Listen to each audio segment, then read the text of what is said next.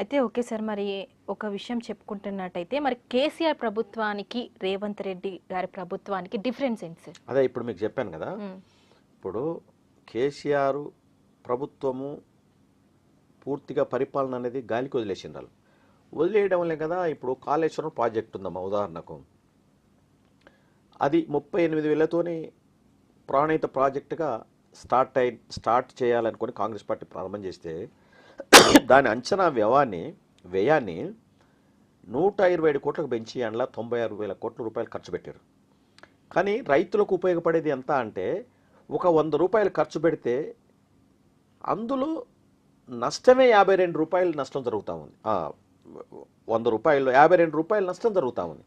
అంటే ఆ ప్రాజెక్టు వల్ల ప్రజల మీద భారం పడు తప్ప మరొకటి కాదు. తర్వాత ఇవాళ ఆ ప్రాజెక్టులన్నా రీడిజైన్ చేసి మేడిగట్ట కానీ లేదంటే సుందిల్ల కానీ లేదంటే మన మల్లన్న సాగర్ కానీ ఇవన్నీ కూడా ప్రాజెక్టులు కేవలం డబ్బును దండుకోవడం కోసం నిర్మాణం చేసిన ప్రాజెక్టు తప్ప ప్రజలకు నిలివడానికి కాదు. స్పష్టంగా ఈ విషయాన్ని నేనంటలే, కంట్రోల్ ఆఫ్ ఆడిటర్ జనరల్ చెప్పిండు. 100 రూపాయలు ఖర్చు పెడితే ప్రజలకు ఉపయోగం జరిగేది 48 రూపాయలే, 52 రూపాయలు అదనంగా ప్రజల మీదనే భారం పడుతుంది అనే